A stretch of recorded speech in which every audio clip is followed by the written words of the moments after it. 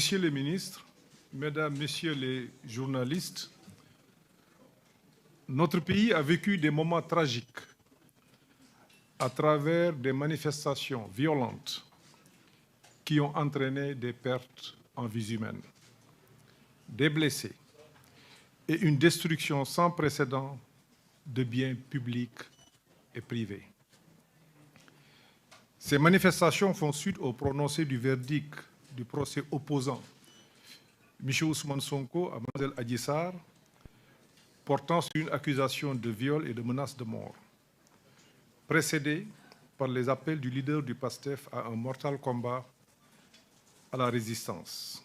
Aussi, a-t-il lancé un appel à tous ses militants et sympathisants pour de rallier Dakar pour engager le combat final, pour déloger le président Macky Sall du palais. Je l'ai cité. Je présente, au nom de son Excellence M. Macky Sall, président de la République, du gouvernement et de l'ensemble du peuple sénégalais, nos condoléances aux familles qui ont perdu des proches. Nous compatissons à la douleur des blessés. Nous souhaitons un prompt rétablissement et leur exprimons toute notre solidarité.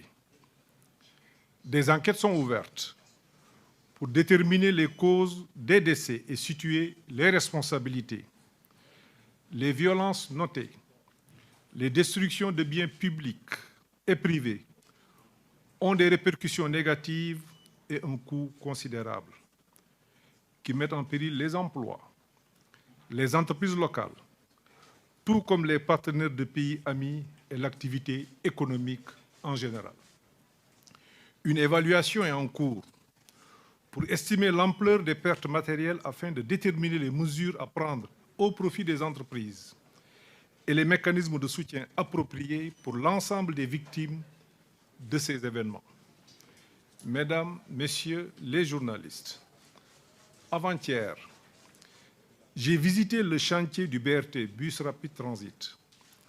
Le spectacle est affligeant. Il en est de même pour l'université, ce temple du savoir dont les espaces académiques ont été profanés. Le préjudice économique, financier, émotionnel et réputationnel subi par la nation est inestimable. Nous condamnons sans réserve toute forme de violence, de vandalisme et de destruction. Ces actes ne peuvent en aucun cas être justifiés. Ils ne font qu'aggraver les tensions et peuvent engendrer des divisions au sein de notre société.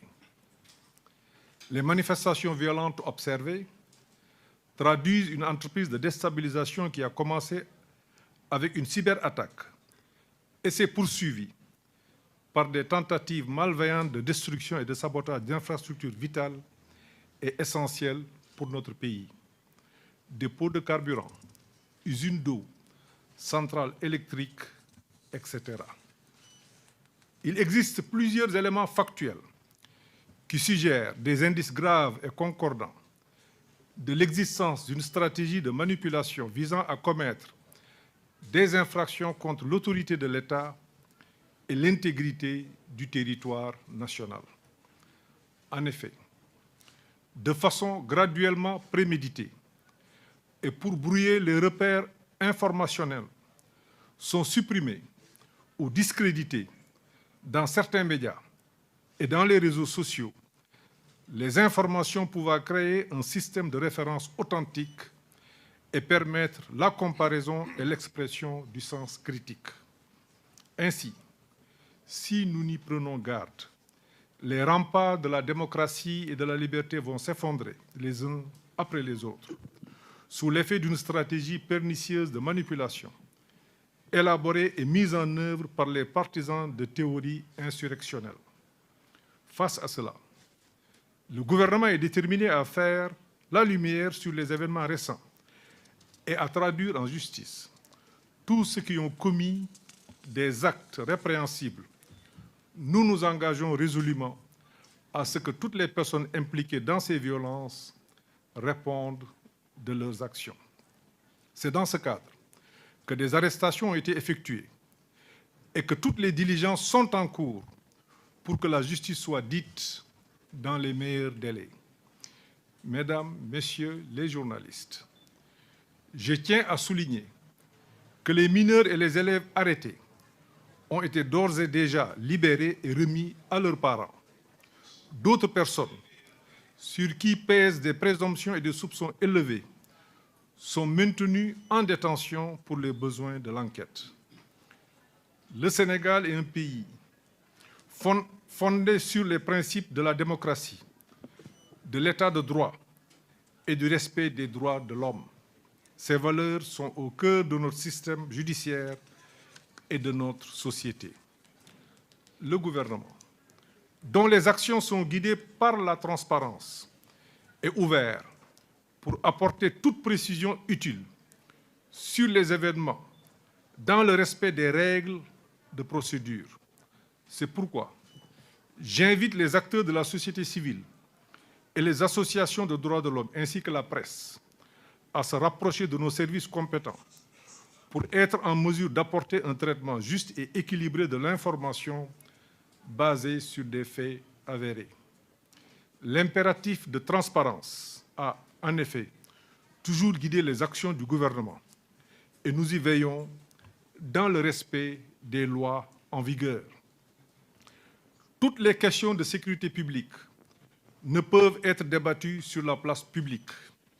Si chacun est libre de se faire son opinion sur toute question, il n'en demeure pas moins que beaucoup de données échappent à celles et à ceux qui s'épanchent sur les réseaux sociaux en réfléchissant à la place des citoyens pour les manipuler au lieu de les informer. Le gouvernement a la pleine mesure des enjeux et des stratégies de déstabilisation du pays qui sont à l'œuvre. Et c'est sur cette base entend mener pleinement, assumer ses responsabilités. Les malheureux événements sont intervenus dans un contexte de dialogue national proposé par le président de la République, son Excellence M. Macky Sall, dans son élan naturel d'inclusion, pour offrir une plateforme citoyenne où les représentants de la société civile, les partis politiques et les acteurs clés se réunissent pour échanger des idées, discuter des défis auxquels notre pays est confronté et proposer des solutions constructives. Aussi, voudrais-je rappeler que le gouvernement reste encore et toujours engagé pour la recherche de la paix et de la concorde nationale.